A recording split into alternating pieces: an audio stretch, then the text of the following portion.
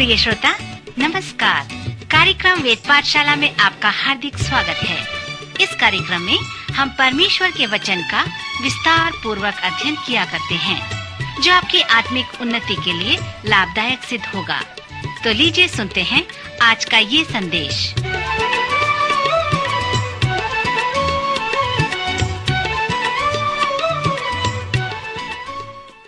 नमस्कार श्रोता मित्र, वेद पाठशाला की अगली कक्षा में आपका स्वागत है। यह कक्षा पवित्र शास्त्र के सर्वेक्षण का एक भाग है। इस सर्वेक्षण ने हमें पुराने नियम के 39 पुस्तकों के बाद नए नियम के 5वें पुस्तक तक ले आया है। पिछले चरण में हमने प्रेरितों के काम नामक पुस्तक का सर्वेक्षण प्रारंभ किया था। यह पुस्तक प्रभु यीशु मसीह के प्रथम सदी की कलीसिया का इतिहास है। प्रथम चरण में मैंने कलीसिया को दिए गए उद्देश्यों के विषय में बताया था, जो यीशु मसीह के महान आदेश हैं। यीशु ने कलीसिया को आज्ञा देकर कहा कि वे चेला बनाएं, वे जाएं, उन्हें बपतिस्मा दें और उन्हें वे बातें जो सीखे हैं उन्हें मानना सिखाएं। यह आज्ञा प्रभु यीशु द्वारा कलीसिया को दिया गया है। और फिर हमें यह बताया गया है कि पवित्र आत्मा के आने तक हम उसकी बाट जो है प्रतीक्षा करें और उसे प्राप्त करने तक उसके कार्य को करने के लिए उसकी बाट जोहते रहें। पहले अध्याय के संदेश को सारांश में देखने के लिए उस उकाब पक्षी को देखें, जो जब तक उड़ने के लिए प्रतीक्षा करता है, जब तक उसके पंखों में, उनके पैरों में बल नहीं आ जाते। सो जब पिंतीकुस्त का दिन आया और जब वे पवित्र आत्मा की सामर्थ को प्राप्त किए, तब उन्होंने प्रभु के कार्य को बड़े ही सामर्थ के साथ करना प्रारंभ किया। और जब तक वे इस सामर्थ को नहीं प्राप्त किए, तब तक वे बाट जोहते रहे, प्रतीक्षा करते रहे। श्रोता मित्र, जब आप प्रेरितों के काम के दूसरे अध्याय को पढ़ते हैं, तो आप उस सामर्थ को देखें जो कलीसिया को दिया गया है। यह पिंतीकुस्त का दिन कलीसियाई इतिहास में और परमेश्वर के लोगों के इतिहास में एक महत्वपूर्ण दिन है। मैं विश्वास करता हूं कि पवित्र शास्त्र के उत्पत्ति से लेकर प्रकाशित वाक्य तक इसमें अनेक महान घटनाएं और अद्भुत बातें हैं। उनमें से एक है सृष्टि, दूसरा है अवतरण, अर्थात जब परमेश्वर मनुष्य बनता है। और यहाँ पर एक महान घटना है पिंतीकुस्त के दिन का, जहाँ पर पवित्र आत्मा आता है और परमेश्वर के कार्य को मनुष्य के बल व सामर्थ्य से नहीं हम कर सकते हैं। हम परमेश्वर के कार्य को परमेश्वर के सामर्थ्य से ही कर सकते हैं।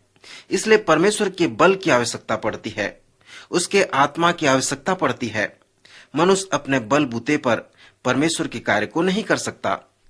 कलीसिया को दिए गए उद्देश्य के विषय में जब आप उसे देखेंगे, तो आप उसे जानने पाएंगे कि बिना पिंतीकुस्त के कोई उसके कार्य व उद्देश्य को पूरा नहीं कर सकता। कलीसिया भी परमेश्वर के उद्देश्य को तब तक पूरा नहीं कर सकती जब तक कि पवित्र आत्मा की सामर्थ उसके ऊपर न आए। सन 1973 में इस वेद पाठशाला के लेखक डिक वुडवर्ड और उनके प्रोफेसर डॉक्टर J.M. मैगी लगभग 10 देशों की यात्रा की। वे मिस्र में परमेश्वर के लोगों के उनके निर्गमन के विषय में अध्ययन किया, जो अभी पवित्र नगर कहलाता है। उन्होंने कलीसिया के वृद्धि के विषय में अध्ययन किया कि कैसे इफिसुस, तुर्की, ग्रीस व एशिया माइनर तथा यूरोप के विभिन्न स्थानों में कलीसिया की वृद्धि हुई। कैसे उस समय जो रोमी साम्राज्य था, यूनानी संस्कृति में जो बड़ा ही कठोर था, ऐसी स्थिति में कैसे उन्होंने कलीसिया का निर्माण किया और कैसे चर्च में वृद्धि हुई। मित्र, आप इसे निष्कर्ष में इस प्रकार पाएंगे कि बिना पवित्र आत्मा के यह असंभव था। जब पवित्र आत्मा उन पर आया, तब वे सामर्थ पाए और इस सामर्थ को पूरा किया। कलीसिया का इतिहास हमें बताता है कि इस कार्य को करने के लिए उनके पास आश्चर्य कर्म थे और वो पवित्र आत्मा से होता था। परंतु जब आप प्रेरितों के कार्य को पढ़ते हैं, तो आप कलीसिया को दिए गए उद्देश्य, प्रतिज्ञा, सामर्थ पर ध्यान करें, क्योंकि आप जब तक इसे नहीं पढ़ेंगे, नहीं समझेंगे, पिंतीकुस्त के उस सामर्थ को नहीं जानने पाएंगे। तब जब आप परमेश्वर के उद्देश्य को और उसके उस महान आदेश को पूरा भी नहीं कर पाएंगे। यदि आप बिना पवित्र आत्मा की सहायता से किसी को मसीह यीशु का चेला बनाना चाहेंगे तो आप उसे नहीं बना सकेंगे। आप कलीसिया के उद्देश्य को बिना उस पिंतीकुस्त के व्यक्तिगत अनुभव से नहीं कर सकते। अगले चरण में हम इस पिंतीकुस्त के दिन के विषय में और अधिक निकटता से देखेंगे। अगली बात जो आप इस प्रेरितों के काम नामक पुस्तक में देखेंगे वो कलीसिया को दिया गया कार्य है। यह कलीसिया के इतिहास में जो पहली सदी के लोगों को दिया गया था वह बहुत ही आश्चर्यपूर्ण है। रोमी साम्राज्य ने इस दिए गए कार्य को अस्वीकार नहीं किया, परंतु उन्होंने इस कार्य को साधारण तौर से लोगों को नहीं बताया। यदि आप हमारे साथ सुसमाचार का सर्वेक्षण किया है तो आप यीशु के कथनों को स्मरण करते होंगे जिसे उसने पहाड़ी उपदेश और मत्ती के 21वें अध्याय में दिया था कि महत्वपूर्ण बात यह है कि तुम क्या कहते हो, क्या करते हो। यीशु ने प्रेरितों को यह सिखाया था। कलीसिया के इतिहास में उनका कार्य लोगों के लिए आश्चर्यपूर्ण था। उन्होंने साधारण रूप से उनके कार्य को अस्वीकार किया। कलीसिया को दिए गए उद्देश्य, प्रतिज्ञा और सामर्थ्य के विषय में ध्यान करने के बाद आप उनके कार्य पर ध्यान करें। यही है वो विषय जो महत्वपूर्ण विषय है। अर्थात जब आप कलीसियाई इतिहास को पढ़ते हैं, इस प्रकार ध्यान करने योग्य अनेक बातें हैं। पहली बात जिसे आपको ध्यान करना है वो प्रेरितों का प्रचार करना है। इस पुस्तक में बड़े बड़े व अद्भुत प्रचार हैं। उस पिंतीकुस्त के दिन ही महान प्रचार का कार्य प्रारंभ हो जाता है और चिन्ह व चमत्कार के कार्य बड़े प्रभावशाली रूप से होने लगते हैं। कुछ अलौकिक कार्य हैं जिन पर हमें ध्यान करना है, परंतु कलीसिया को जो उद्देश्य दिया गया था उसे भी आपको बनाए रखना है। कलीसिया को जो कार्य दिया गया है कि वह चेला बनाए। पिंतीकुस्त के दिन में जो महत्वपूर्ण परिणाम निकला वो इस प्रकार है कि 3000 लोग उस दिन चेले बन गए। सो इस प्रकार से चर्च को जो कार्य दिया गया था वो प्रारंभ होने लगा और लोग चेले बनते गए। पिंतीकुस्त के दिन से पवित्र आत्मा का कार्य होता गया। कलीसिया के द्वारा चेला बनाने का कार्य प्रारंभ होता गया। पतरस के प्रचार कार्य को देखें कि जब लोगों का जीवन परिवर्तन हुआ, उसने कैसा संदेश दिया। वो पढ़ा लिखा व विद्वान भी नहीं था। वह किसी प्रशिक्षण संस्थान में नहीं गया था, परंतु उसने उस पिंतीकुस्त के दिन खड़े होकर प्रचार किया और 3000 मनुष्यों के लगभग लोग प्रभु यीशु मसीह के चेले बन गए। पौलुस का जीवन उसके बाद परिवर्तन हुआ। वह तो इस मछुआरे के विरोध में था।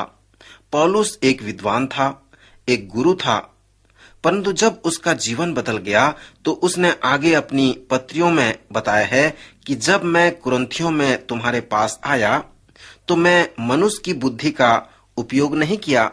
यह मेरे उच्च शिक्षा का कारण नहीं था कि मैं कुरिन्थ में लोगों को प्रचार करूं, परंतु यह परमेश्वर की सामर्थ व आत्मा का कार्य था।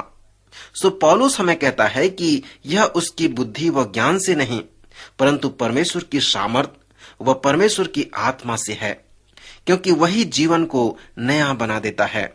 श्रोता मित्र, अब मैं चाहता हूं कि आप इस पुस्तक में पौलुस के प्रचार पर ध्यान करें।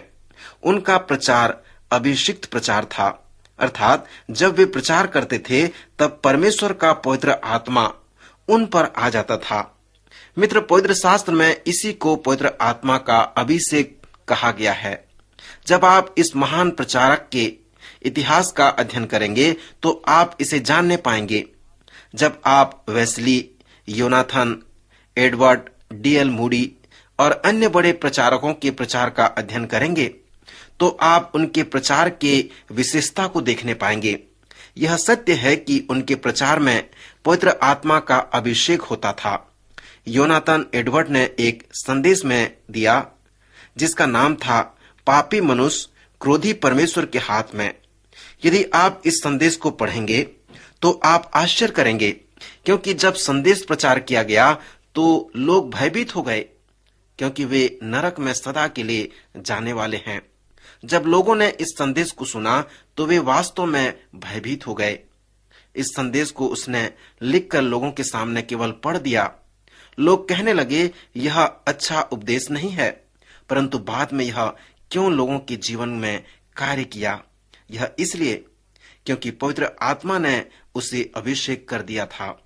जब पतरस ने प्रचार किया तब ऐसी कोई विशेष बात नहीं थी, परंतु क्यों उस दिन 3000 लोग प्रभु यीशु मसीह पर विश्वास किए और उसके चेले बन गए? क्यों पतरस के प्रचार में हजारों का जीवन परिवर्तन हो गया? क्योंकि जब पतरस प्रचार करता था तब उस पर पवित्र आत्मा का सामर्थ होता था, उसका कार्य होता था और उस सामर्थ से ही लोगों का जीवन परिवर्तन हो जाता था। उसका संदेश मसीह के संदेश से केंद्रित था। पतरस का प्रचार पवित्र शास्त्र से आधारित था।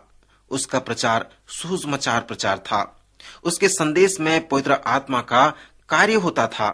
एक बार मैंने एक सेल्समैन को ये कहते सुना कि वह लोगों को अपने सामान के विषय में ऐसे प्रचार करता है कि वे उसे लेने के लिए राजी हो जाते हैं, परंतु ये नहीं बताता था कि आगे इसका क्या उपाय है। परंतु पतरस ने ऐसा नहीं किया और अन्य चेलों ने भी ऐसा नहीं किया। उन्होंने पवित्र आत्मा की सामर्थ्य से प्रचार किया कि कैसे उनका उद्धार हो सकता है। वे हमेशा इसी बात पर जोर देते थे कि कैसे वे उद्धार को पा जाएं। इस प्रकार का प्रचार डॉक्टर बिली ग्राहम भी करते हैं। वे अंत में इस निष्कर्ष में आते हैं कि कैसे उनका उद्धार हो जाए। ऐसा प्रचारक फलवंत होता है। ये ऐसे प्रचारक हैं जो अपने प्रचार के लिए स्वेच्छा से मरने के लिए भी तैयार रहते हैं, और कभी कभी उन्होंने ऐसा ही किया। स्तिफनुस ने अपने उस महान प्रचारक के कारण शहीद हो गया। ये प्रचारक अपने शिक्षा के प्रति संपूर्ण यरूशलेम के लोग उसके विरोधी हो गए थे। आपके चर्च के लोग यदि विरोधी होंगे तो मुझे आश्चर्य होगा। श्रोता, जैसे आप इस प्रेरितों के कार्य नामक पुस्तक को पढ़ते हैं तो यहाँ उन लोगों पर भी ध्यान करें। चर्च शब्द का यूनानी भाषा में अर्थ है एक्लेसिया, जिसका अर्थ है असेंबली या बुलाए हुए लोग, अर्थात वे लोग जो इस पृथ्वी पर हैं, यीशु मसीह के पीछे चलने के लिए बुलाए हुए हैं ताकि वे उसके साथ संगति करें। सो चर्च का यही अर्थ है। जब कोई चर्च कहता है तो क्या आप किसी भवन की कल्पना करते हैं? भवन कोई चर्च नहीं, वह स्थान है, परंतु उसके विश्वासी उसके चर्च, उसके कलीसिया कहलाते हैं। भाई, आज हम यहीं पर रुकना चाहेंगे। अगले कार्यक्रम में फिर से मिलेंगे। प्रभु आपको आशीष दे।